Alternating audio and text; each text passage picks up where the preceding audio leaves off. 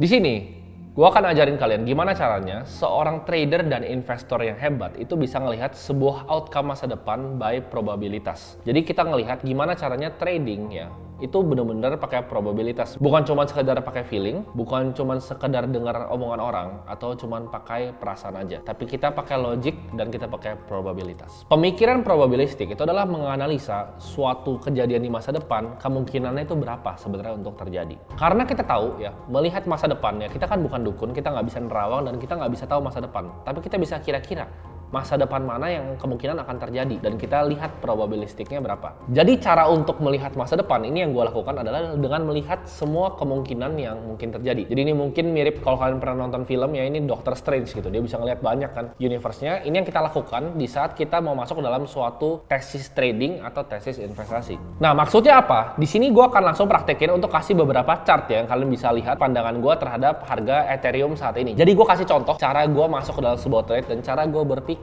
untuk melihat masa depan di sebuah chart. Kalian nggak usah pikirin memang gambarnya jelek, ini gue yang gambar sendiri. Ini adalah probability yang pertama, yaitu ini kalian lihat di case ini ETH itu menurut gue bakal bikin rally lagi ya, bakal bikin shoulder kayak zaman 2017 sebelum dia create new lows sampai ke 700. Terus habis itu akan long winter sampai 2025 ya. Itu adalah yang pertama. Dan kedua kalian lihat di sini sama ya, ini semua daily candle ya. ETH itu bakal cool off ya kan, cool off bakal turun, baru nanti terbang pelan-pelan habis halving. Yang ketiga ada black swan, misalnya Binance tiba-tiba meledak kan, Binance meledak, terus ada banyak digital currency group hancur ya kan, Grayscale Trust-nya hancur, tiba-tiba dia ada fake pump terus crash, hancur semua, bubar Ethereum ya kan. Itu yang ketiga. Yang keempat, tiba-tiba Federal Reserve bilang, oh gue nggak jadi naikin interest rate sampai Maret, ya kita pivot semuanya, kita print uang lagi. Which is nggak mungkin sebenarnya, atau probabilitasnya kecil. Lalu ETH akan turun sedikit dan dia akan rally langsung terbang ke atas, bikin next super cycle. Nah ini gue lihat ada 4 nih kemungkinannya. Sekarang kita lihat nih dari 4 kemungkinan ini, mana sih yang kemungkinan terjadinya lebih banyak. Itu kan ada beberapa skenario ya, dan gue sebenarnya skenario ini banyak banget, nggak mungkin cuma 4 ya. Kalau misalnya kayak Dr. Strange dia lihat 1000 gitu, tapi yang menurut gue paling kemungkinan terjadi ini cuma 4 ini. Mungkin ada skenario kayak dia sideways terus-terusan gitu dan nggak pernah berhenti, tapi menurut gue itu nggak akan terjadi dan ngapain dibahas juga. Jadi dari 4 skenario yang gue baru sebut, probabilistic thinking yang bisa dilakuin tuh apa? Ini gue akan kasih gambaran sederhana ya. Menurut gue, case yang pertama dia bikin shoulder lagi kayak 2017 dan dia turun, itu ada kemungkinan 46%. Dan probabilitas yang kedua, di mana dia akan cool off dulu, terus baru naik pas halving, itu ada juga 46%. Dan kita lihat chart yang ketiga, case ketiga, itu ada kemungkinan 4% terjadi, black swan, hancur semua. Dan case keempat,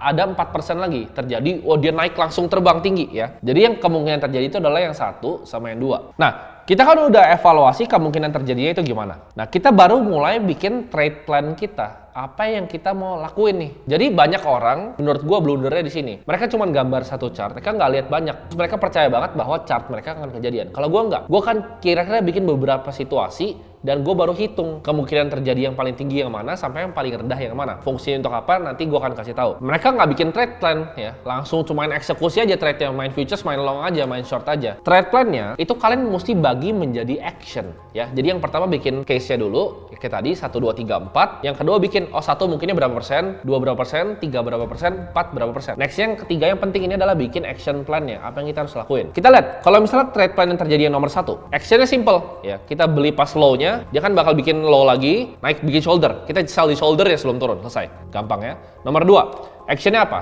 Kita buy new lows-nya. Jadi begitu dia turun, kita buy new lows, mungkin kita cicil, kita dollar cost average, sampai dia naik, ntar halving cycle lagi. Itu yang kedua. Yang ketiga, kita pasti sell semua, ya kan? Mungkin kita tergoda untuk beli, habis itu kita cut loss ya. Mungkin kita cut loss 20-30%, kita sell semua, karena udah pasti ke nol. Kalau case yang ketiga, 4% itu kita mungkin rugi duit. Dan yang keempat, kan dia naik, tapi unlikely ya. Dia naik langsung gitu, tinggal kita buy. Mau buy dimanapun, mau ngejar ke atas, terserah, karena dia akan bikin all time high lagi. Nah, jadi dari 4 itu, kita breakdown actionnya satu persatu. Chart yang pertama itu adalah actionnya adalah kita buy, ya kan? Kita cari new low, kita buy, kita jual di shoulder. Yang kedua, kita buy juga, karena dia akan turun dulu dan dia naik lagi. Jadi 1 buy, 2 buy. 3, kita jualan, kita cut loss. Keempat, kita buy. Jadi dari 4 ini aja, ya, 46%, 46%, 4%. Jadi 96% itu lebih baik kalau kita buy Ethereum. Jadi kemungkinan kita ruginya atau kita jual di cut loss itu menurut gue cuma 4%. 96% itu adalah kemungkinan kita untung dengan melakukan action buy di Ethereum. Jadi kalau misalnya kita lihat pakai harganya ya, skenario 1 gue akan breakdown gini. 46% kemungkinan kalau kita beli di 700 ya kan. Dia turun ke 700 dan kita jual di shoulder di 2000. Itu udah cuan. Skenario 2, 46% kemungkinan kita beli di 700, Kita average tuh 700, 800, 850, 1000, 1200 sampai dia naik ke 4000 lagi super cycle next-nya. Skenario yang ketiga ya. 4% kemungkinan kita jual semua barang kita di 500. Kita lihat oh buynya hancur, kita jual semua di 500 ya. Jadi kita beli di 700, jual di 500, kita cut loss ya. Sekitar 20-30%. Nah, skenario yang keempat, kita beli di harga berapapun.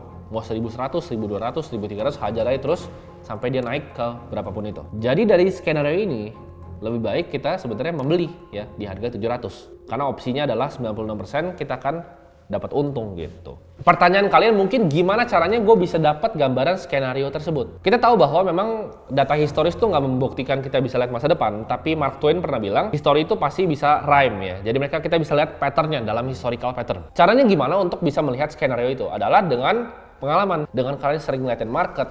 Jadi kalian mungkin udah sering analisa dari siklus 2017, 2020, 2024 nanti ya. Jadi kalian pahami dan kalian lihat siklusnya secara detail. Dengan sering ngeliatin market, gue percaya bahwa kalian pasti akan jadi lebih jago dalam mantau market, dalam melihat apa yang sedang terjadi di market. Kalau kalian habis denger ini suka bingung, kenapa jarang untung di kripto? Karena kalian masuk ke kripto nggak dalam pemikiran ini, jadi nggak probabilistis pikirnya. Cuma mikir, oke, gue beli ini, gue jual ini, gue beli ini, gue jual ini. Jangan. Tapi kalian lihat kayak tadi ya. Jadi kalau mungkin gue rangkum semuanya, pertama kalian bikin case-nya dulu. Bikin 4, bikin 5, bikin 6, terserah kalian. Lalu kalian bikin tuh presentasinya, kemungkinan terjadi berapa, habis itu cari action plan-nya. Apakah ini buy, apakah ini sell, apakah ini buy, apakah ini beli long di futures, apakah ini beli short di futures. Nah, cari yang paling banyak tuh. Kalau misalnya lebih dari 70% itu action-nya buy, ya beli gitu. Di harga yang kalian udah tentuin tadi. Yang paling penting dalam kita menjadi seorang trader atau investor adalah kita mengambil keputusan tuh secara rasional dengan data dan bukan berdasarkan emosi.